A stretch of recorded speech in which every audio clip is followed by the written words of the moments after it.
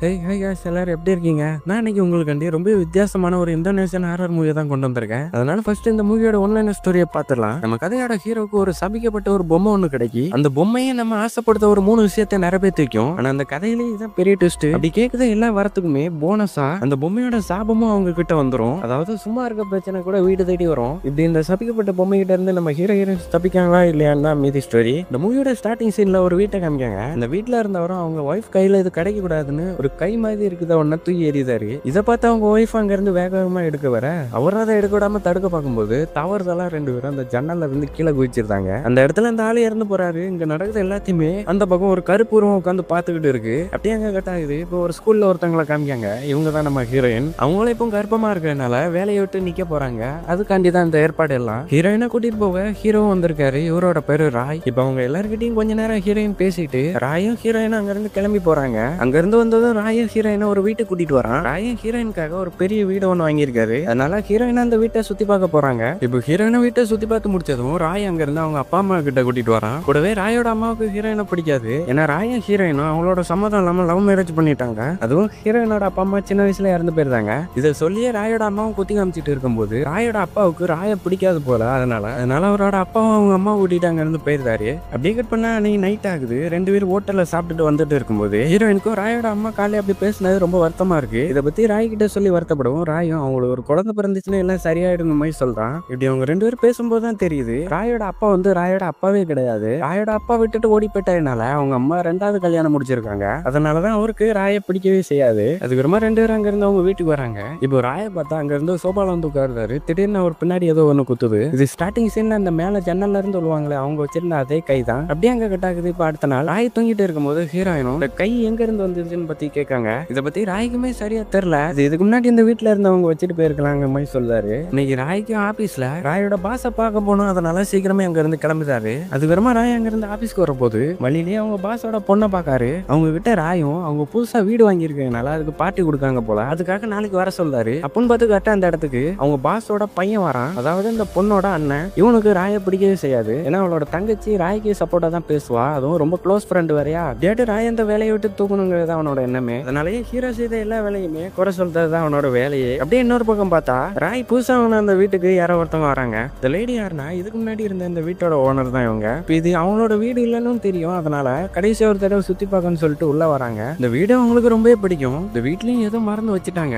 அதுவும் 3 விரல் இருக்க ஒரு கை மாதிரி இருக்கும்னு சொல்றாங்க. இப்பதான் ஹீரோயினுக்கு ஒண்ணு ஞாபகம் வருது. நேற்று ராத்திரி அந்த சோபால எடுத்த அந்த பொம்மையை பத்தி தான் இந்த லேடியுமே கேட்காங்க. ஆனா ராய் அந்த பொம்மையை ஆபீஸ்க்கு கையோட கொண்டு போயிட்டாரு. இதை கேட்டது அந்த லேடியும் நாளைக்கு வரேன்னு சொல்லிட்டு கிளம்பிடுறாங்க. இன்னொரு பக்கம் ராயை பார்த்தா நைட்டு வேலை எல்லாத்தையும் முடிச்சுட்டு கார்ல போயிட்டு இருக்கும்போது அந்த பக்கம் கார்ல ராயோட பாஸோட பையன் சிரிச்சுக்கிட்டே அங்க இருந்து வேகமா கார்ல போகும். ராயும் அவர்கிட்ட பேசுறதுக்காண்டி காரை வேகமா ஓட்டிட்டு போனா அந்த காருக்குள்ள ஒரு குரங்கு மாதிரி ஒரு உருவம் வந்து அவங்க பாஸோட பையனை கழுத்து நெருக்கி இவன் மறுபடியும் சரியா பார்க்காததுனால திரும்ப போய் பார்க்கும்போது அந்த இடத்துல யாருமே இல்ல. அப்ப திடீர்னு அந்த கார்ல பார்த்த உருவம் ஹீரோட பின்னாடி வந்து நிக்கி ஹீரோ பயந்து போய் காரை நிப்பாட்டி வெளில வந்துடுறாரு. இப்ப ஹீரோ சுத்தி முத்தி பாக்காரு.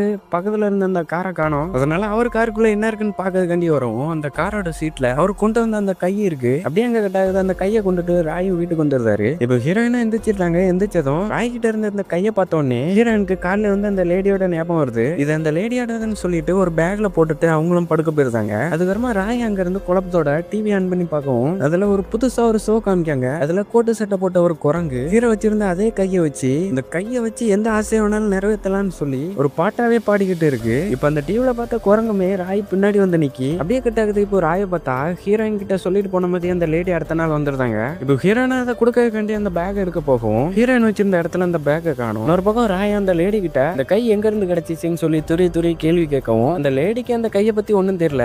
இப்பதான் தெரியுது இவங்க யாருன்னு. ஸ்டார்டிங் சீன்ல கை எடுக்கிறதுக்காண்டி மேல இருந்து 2 பேரும் கீழே விழுந்திருப்பாங்க. அந்த லேடி தான் இவங்க. அவங்க ஹஸ்பண்டுமே இறந்து போயிட்டாரு. அந்த கை மாதிரி இருக்குது ஒன்னும் பொம்மைலாம் கிடையாது. அது ஒரு 3 விரல் வச்ச குரங்கோட காலு. இதை பத்தி அவங்க சொல்லும் போது அந்த பக்கம் ஹீரோயின் வந்துடுறாங்க. ஹீரோயின் எவ்வளவு தேடி பார்த்தோம் அது கிடைக்காதனால கண்டிப்பா கிடைச்சிச்சுன்னா எடுத்து வைக்கன்னு சொன்னதும் அவங்களும் அந்த இடத்த விட்டு கிளம்பி போறாங்க. அப்படி போகும்போது கரெக்டா பக்கத்துல இருக்க செல்ஃப்ல அந்த கால் இருக்கிறத கவனிச்சிருந்தாங்க. இப்பதான் தெரியுது ராய்க்கு அதை கொடுக்கறதுல விருப்பமே இல்ல.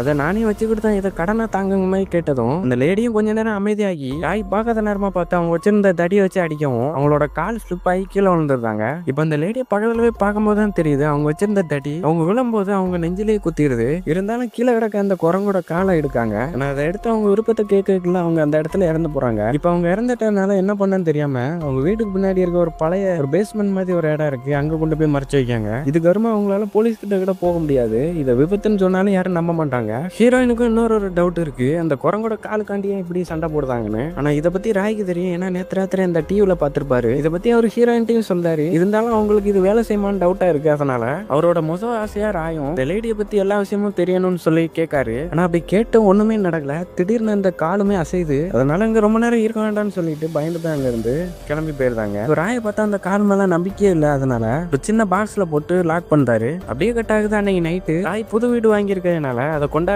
கண்டி பார்ட்டி வச்சிருக்காரு. அந்த இடத்துல இன்வைட் பண்ண எல்லாருமே வந்துகிட்டு இருக்கும். வெள்ளையும் மழை பெய்ய ஆரம்பிக்கி. உள்ள ஹீரோனை பார்த்தா ஒரு சின்ன பொண்ணு அங்க இருந்து மேல எதையோ பாத்துக்கிட்டு இருக்கத கவனிக்கா. மேல யாரோ எதையோ தட்டுத மாதிரி இருக்கு. இப்ப ஹீரோயினும் என்னன்னு பார்க்க வேண்டி போவோம். அந்த சின்ன பொண்ணு மேல போகாதான்னு சொல்றா. இப்ப ஹீரோயினும் பயப்பட ஒண்ணும் இல்ல, ஏன்னா அது இந்த வீட்டுல வேலை பார்க்குற வேலைக்காரங்களா இருக்குன்னு சொல்லவும் இவங்க கரெக்டா அந்த இடத்துக்கு ஹீரோயின் சொன்ன அந்த லேடி வந்துருந்தாங்க. இப்ப அவங்க வீட்டுல வேலை பார்க்குறவங்க இங்க இருக்காங்க. அப்போ மேல இருக்குது யாருன்னு ஹீரோயினுக்கு டவுட் வந்ததும் அந்த வேலை பார்க்குற லேடி கூட சேர்ந்து ஹீரோயினும் மேல யாரு இருக்காங்கன்னு பார்க்க போறா. அப்படி அவங்க ரெண்டு பேரும் போய் பார்க்கவும் அந்த இடத்துல யாருமே இல்ல. அவங்க பின்னாடியே காலைல இறந்து போன அந்த லேடி அந்த ரூம்குள்ள போறாங்க. இப்ப இந்த சத்தத்தை கேட்டு ஹீரோயினும் உள்ள வர உள்ள யாராட்டும் இருக்கலாம்னு சொல்லி பாதுகாப்புக்கு பக்கத்துல இருக்க ஒரு பாட்டில் எடுத்து விடுறாங்க. இப்ப அங்க இருந்து பாத்ரூம்ல வந்தா அங்கேயும் யாரும் இல்ல. பக்கத்துல இருக்க கபோர்ட ஓபன் பண்ணா அங்கேயும் யாரும் இல்ல. அப்படின்னு பார்த்து திடீர்னு பவர் கட் ஆகுது. இன்னொரு பக்கம் ராயை பார்த்தா ராய் எல்லாருக்கிட்டையுமே பவர் கட் ஆனதுனால மன்னிப்பு கேட்க. அந்த பக்கம் ஹீரோயினை பார்த்தா அந்த வீட்டு வேலைக்காரி கிட்ட சொல்லி ராய் கிட்ட இருக்க டார்ச் லைட் வாங்கிட்டு வர சொல்லவும் அவங்களும் டார்ச் லைட் வாங்க போயிருந்தாங்க. இவங்களும் வேக வேகமா போய் டார்ச் லைட் எடுத்து வரவும் அந்த பக்கம் எதையோ பார்த்து மயக்கம் போட்டு விழுதாங்க. இப்போ ஹீரோயினுக்கு அந்த பெட்டு கீழே ஏதோ ஒரு சத்தம் கேக்கு. குனிஞ்சு பார்த்தா ராய் ஒரு பாக்ஸ்ல அந்த காலை பூட்டி வச்சிருப்பாரு. அந்த பாக்ஸ் கீழே வந்து இருக்கு. கரெக்டா அதை எடுக்க பார்க்கவும் ஹீரோயின் முன்னாடி அதுல இருந்து போன அந்த லேடி வந்ததும் ஹீரோயின் பயந்து போய் அங்க இருந்து போக பார்க்கவும் அந்த லேடி ஹீரோனோட கையை பிடிச்சி செவுத்துல தூக்கி எறியுதா. இப்போ ஹீரோயின் விழுந்து கிடக்கும். பின்னாடி அந்த குரங்கு வந்து நிக்கி. இப்ப அந்த இடத்துக்கு கரெக்டா ராய் வராரு. இப்போ ரெண்டு பேரும் தப்பிச்சு போலான்னு பார்க்கும்போது டோர் சன்னால சாத்திக்கிடுது. இப்ப அந்த லேடியும் பேச ஆரம்பிக்காங்க. இந்த பக்கம் நடக்குது எல்லாத்தையுமே அவங்க வீட்டு வேலைக்காரியை ஒளிஞ்சிருந்து பாத்துக்கிட்டு இருக்கா. அப்ப அந்த லேடியுமே அவங்கள பத்தியும் இந்த 3 வரத்தை பத்தியுமே சொல்றாங்க.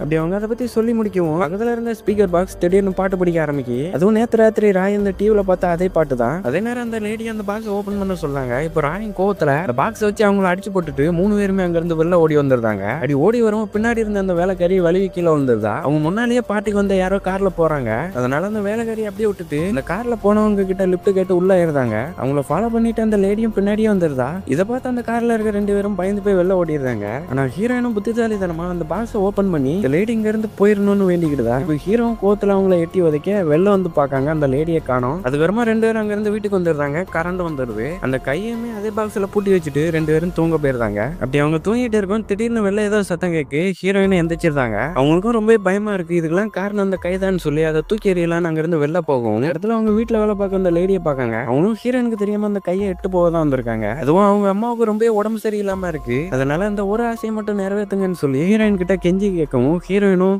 அந்த கையை அந்த லேடி கிட்ட கொடுத்துருந்தாங்க. அப்படி அந்த லேடி அவங்க அம்மா சரியாகணும்னு வரம் கேட்கவும் அந்த கை விரல் அசையுது. இவங்களும் பயந்து போயிருந்தாங்க. ஹீரோயினும் பயத்துல கீழே விழுந்துருந்தாங்க. இப்ப எப்பவும் போல அதே பாட்டு மறுபடியும் அந்த ரேடியோல படிக்க ஆரம்பிக்கி அந்த குரங்கு அந்த இடத்துக்கு வந்துருது. அது ஹீரோயின் கிட்ட இருக்க அந்த மேரேஜ் மோதிரத்தை தூக்கி வீசிட்டு அங்க இருந்து ஓடிடுது. இவங்களும் அந்த மோதிரத்தை எடுத்து கொடுத்தாங்க. இப்ப ஹீரோயின் அந்த மோதிரத்தை வாங்க வேண்டி எந்திக்கவும் அவங்களுக்கு வயிற்றுல ஏதோ பிரச்சனை போல ரத்தமா ஓடிடுது. அப்படியே கேட்டாகுது. இப்போ ராயும் ஹீரோயின் அங்க இருந்து ஹாஸ்பிட்டல் கூட்டிட்டு வராரு. அப்படியே கேட்டாகுது. இப்போ கொஞ்ச நாள் கழிச்சு காமிக்காங்க. இப்போ ராயும் ஹீரோயின் அங்க இருந்து கூட்டிட்டு வந்துருந்தாரு. அவங்க வீட்டு வேலைக்காரியுமே ஓடி போயிட்டா. அதனால வீட்டு வேலை பார்க்க யாரும் கிடைக்கிற வரைக்கும் ராயோட அம்மா வந்து பாத்து விடுவாங்கன்னு ஹீரோயின் கிட்ட சொல்லிட்டு இருக்காரு. அதுக்கப்புறமா ஹீரோயின் அங்க இருந்து வீட்டுக்குள்ள வந்துருந்தாங்க. இன்னொரு பக்கம் ராயை பார்த்தா ஹீரோயினோட ரிப்போர்ட் எல்லாம் எடுத்து பாக்காரு. ஹீரோயினோட கருப்பு பையில இருந்த குழந்தை கலைஞ்சிட்டு அவங்களோட கருப்பையுமே ரொம்ப டேமேஜா இருக்கனால மறுபடியும் அவங்களால குழந்தை பெற்றுக்க முடியாது. இதனால ராய் ரொம்ப கவலையா இருக்காரு. இந்த விஷயம் எல்லாமே ஹீரோயினுக்கும் தெரியும். இப்ப அந்த இடத்துக்கு வந்த ராயுமே ஹீரோயினை சமாதானப்படுத்தாரு. இப்போ ஹீரோயினுக்கு அந்த கால் தான் பிரச்சனை. அதனால அதை தூரத்துக்கு போட்டலாம்னு சொல்லவும் ஆனா ராயும் இதை வச்சு பெரிய பிளானே போட்டுக்கிட்டு இருக்காரு. இதை வச்சு ஹீரோயினையும் குணப்படுத்திடலாம், நம்ம வாழ்க்கையிலையும் செட்டில் ஆகிடலாங்கிற மாதிரி பிளானு. ஆனா ஹீரோயினுக்கு இது மேல நம்பிக்கையே இல்லை. அதுகிட்ட ஏதாட்டு கேட்கும் போது ஏதாட்டு ஒரு பிரச்சனை தேடி வருது. அதனால அதை இப்பவுமே கொண்டு போய் புதைச்சிடலாம்னு சொல்லவும் அந்த காலாலேயே இப்போ இவங்க 2 பேருக்குள்ளயுமே பிரச்சனை வருது.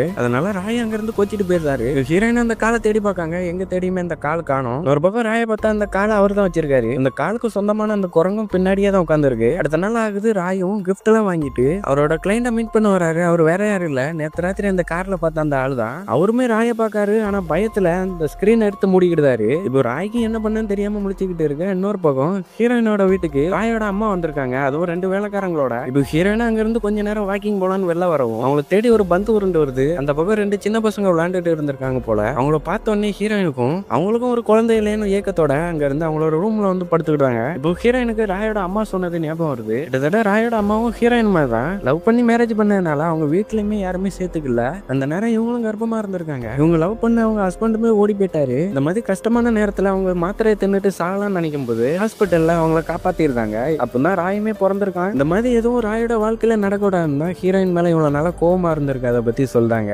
இது எல்லாமே இப்போ ஹீரோயினுக்கு ஞாபகம் வருது. இவன் திடீர்னு வெளில ஏதோ சத்தம் கேக்கு ஹீரோயினும் சிரிச்சுக்கிட்டே போறாங்க. காலையில பார்த்து அந்த 2 சின்ன பசங்களும் விளையாண்டுகிட்டு இருக்காங்க. இதை பார்த்து ஹீரோயினும் ரொம்ப சந்தோஷமாகுதா. இப்போ ராயோட அம்மா கடைசியா போகும்போது எல்லாமே சரியாகிடும் சொல்லி ஆறுதலா 2 வார்த்தை சொல்லிட்டு போறாங்க. இன்னொரு பக்கம் ராயை பார்த்தா அன்னைக்கு நைட்டு அவங்க பாஸோட பொண்ணுகிட்ட தனியா பேச வந்திருக்காரு. அவனும் எந்த உதவி வேணாலும் செய்யுதுங்கிற மாதிரி சொல்றாங்க. இப்போ ராய் அந்த காலை பத்தி தெரியக்கூடாதுங்கிறதுக்காண்டி அது வெறும் சாதாரண பொம்மைன்னு சொல்லிட்டு இந்த பொம்மை கிட்ட என்ன கேட்டாலும் கிடைக்கும், எனக்காக அந்த பொம்மை கிட்ட என்னோட ஆசையை கேளுங்கிற மாதிரி சொல்றாரு. ஆரம்பத்துல அவங்களும் ராய் சும்மா தான் சொல்லிட்டு இருக்கான்னு நினைக்கவும் ராய் அந்த காலை எடுத்து காமிக்காரு. இதை பார்த்தோன்னே அவங்க ரொம்ப பயப்பட ஆரம்பிச்சாங்க. அதனால அவங்களும் ராய் கிட்ட இருந்து தப்பிக்காண்டி ரொம்ப நேரம் ஆயிட்டுன்னு சொல்லி காருக்கு போயிருந்தாங்க. நான் ராயை விடாம அவங்க காருக்கே வந்துருதான். இப்ப அவங்க கிட்ட ஒரு ஆசையை தானே நிறைவேற்ற சொல்லுதுன்னு கோவமா சொல்லவும் அவங்களும் கோவத்துல வெளில போக சொல்றாங்க. நான் ராய் அவங்களோட பாஸோட பொண்ணுங்கிறத மறந்து கோவத்துல அவங்களோட கழுத்தை பிடிச்சி நெரிக்கான். அவனும் வழியில ஹெல்ப்காக கத்தவும் இப்பதான் ராயம் கொஞ்சம் நார்மலா இருக்குதான். கோவத்துல அவன் என்ன பண்ணான்னு அவனுக்கே தெரியல. இப்போ ராயம் பிரச்சனை பெருசாயிட விடாதுன்னு அங்க இருந்து வீட்டுக்கு வந்துருந்தாரு. வீட்டுக்கு வந்து அவங்களோட கார் சாவி வச்சுட்டு போவோம். ஹீரோயினும் ராய்க்கு தெரியாம அவரோட கார் சாவி எடுத்து அந்த கார்ல இருக்க கையை எடுத்துட்டு வந்துருந்தாங்க.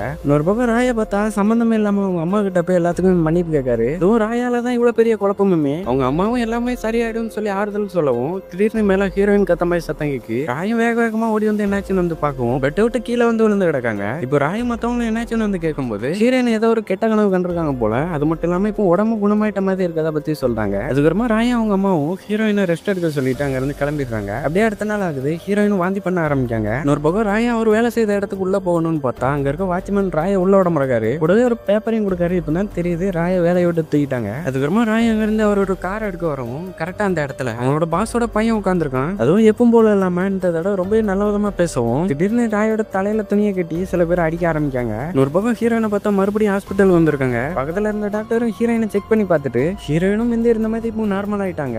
ஆனா அவங்களோட ஸ்கேன்ல தான் ஏதோ வித்தியாசமா இருக்கிறத பத்தி அந்த டாக்டர் சொல்றாரு. இதை கேட்டது அவங்களுக்கும் ஒன்றும் புரியல. இப்போ உடனே ராய்க்கு போன் அடிச்சு பார்க்காங்க. அப்படியே அங்க கட் ஆகுது. அப்படியே நைட் ஆகுது. ராயும் ஹீரோயினும் அங்க இருந்து ஒரு ஹோட்டலுக்கு வந்திருக்காங்க. இப்போ ஹீரோயின் பார்க்கும்போது ராய்க்கு மூஞ்சில அடிபட்டு இருக்கு. இதை பத்தி கேட்கவும் கீழே வந்துட்டாங்க மாதிரி சொல்லியிருக்காரு. அது கூடவே வேலை போயிட்டுங்கிறதையும் சொல்றாரு. இதுக்கெல்லாம் காரணம் அந்த கால் தான். அதனால அந்த காலை யாரும் எடுக்காத மாதிரி இன்னைக்கு ராத்திரியே அதை தூக்கி எறியணும்னு சொல்லாதும் இப்போ ஹீரோயினோட மூஞ்சே மாறுது. இப்போ ராய ஒரு விஷயத்த சொல்றாரு. இந்த குரங்கோட காலை அவரோட ரூம்ல தான் வச்சிருந்திருக்காரு. ஆனா காலைல பார்க்கும்போது அந்த கால் வந்து அவரோட வண்டியில இருந்திருக்கு. அது எப்படி வந்துச்சுன்னு தெரியாம இருக்கும்போது திடீர்னு ஹீரோயினுக்கு வயிறு வலிக்கு. அதனால உடனே அங்க இருந்து பாத்ரூம் போறாங்க. அந்த இடத்துல வாந்தியும் பண்ணாங்க. இப்ப அப்படியே கண்ணாடியில அவங்க துணியை தூக்கி பார்த்தா அவங்க வயிற்றுல அந்த குரங்கோட மூஞ்சி மாதிரி தெரியுது. வெளில இருந்த ராயுமே ஹீரோயினோட ரிப்போர்ட் எடுத்து பாத்துருந்தாரு. இன்னொரு பக்கம் வயிற்றுல அந்த குரங்கு மாதிரி தெரியுதை பார்த்தோன்னே ஹீரோயினும் ஷாக்காகி அங்க இருந்து வந்துருந்தாங்க. வந்தது ராய் கிட்ட முதல்ல அந்த கையை தூக்கி போகணும்னு சொல்லிட்டு அங்க இருந்து 2 பேரும் கிளம்புதாங்க. அங்க இருந்து வீட்டுக்கு வந்ததும் ஹீரோயின் ரூமுக்கு போயிருந்தாங்க. ஆனா ராய் மட்டும் இந்த குரங்கோட காலை வச்சு எதையோ ஒண்ணு யோசிச்சுக்கிட்டே இருக்காரு. மேல போன ஹீரோயினும் கொஞ்ச நேரத்துல இந்த காலை புதைக்கிறதுக்கு ஒரு பெட்டி கொண்டு வரா. ஆனா இந்த பக்கம் இருந்த ராயும் ஹீரோயினோட பேக்ல இருந்து எடுத்த அந்த எக்ஸ்ரே காமிக்கான். இப்பதான் ராய்க்கு தெரியுது ஹீரோயின் மறுபடியும் கர்ப்பமாக அந்த காலை பயன்படுத்தி இருக்காங்க. இப்போ ராய்க்கு அவங்க பெரிய பிரச்சனையில இருக்கே தெரியுது. ஏன்னா ராய்க்கு இது அவங்களோட குழந்தை இல்லைன்னு சந்தேகமா இருக்கு. அதனால ராய் அவரோட 2வது ஆசையை கேட்காரு. இந்த கர்ப்பத்துக்கு காரணம் யாருன்னு கேட்டதும் இவன் பக்கத்துல இருக்க மிஷினும் தன்னால ஆனாகுது. அதுல ஹீரோயின் அந்த கால் கிட்ட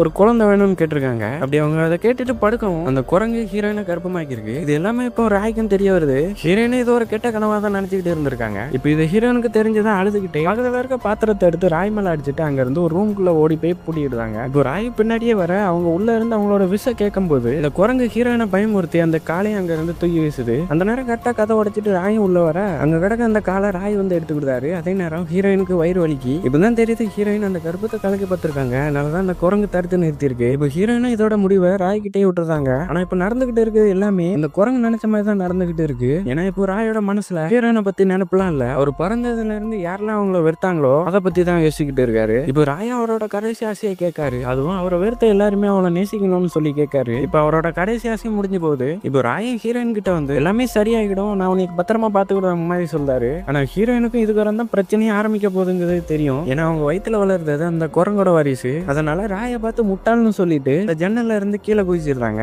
அடுத்த நாள் ஆகுது. ஹீரோயினுக்கு இறுதி சடங்கு நடத்திட்டு இருக்கும்போது ராய் கிட்ட சண்டை போட்ட எல்லாருமே அந்த இறுதி சடங்குல கலந்துக்கிட்டாங்க. அப்படியே கொஞ்ச நாள் ஆகுது. கட் பண்ணா இப்போ ராய காமிக்காங்க. ராய்க்கு துணையா கொஞ்ச நாள் அவங்க பாஸோட பொண்ணு வந்து தங்குதாங்க. பழையபடி ஹீரோகாரோட வேலை திரும்ப கிடைக்கி இப்போ அவங்க பாஸோட பொண்ணுமே நைட் அந்த கார்ல வச்சு அவரோட ஆசையை அந்த கால் கிட்ட சொல்லியிருப்பாரு. அன்னைக்கு கேட்காதனால ராய்க்காக இன்னைக்கு அந்த பொண்ணு ராயோட ஆசையை அந்த பொம்மை கிட்ட இன்னைக்கு கேட்க போறேன்னு சொல்றா. இப்போ ராய ரொம்ப ஷாக் ஆகுதாரு. அப்படியே எங்க கட் ஆகுது. அப்படியே இப்போ நைட்டு ராய காமிக்காங்க.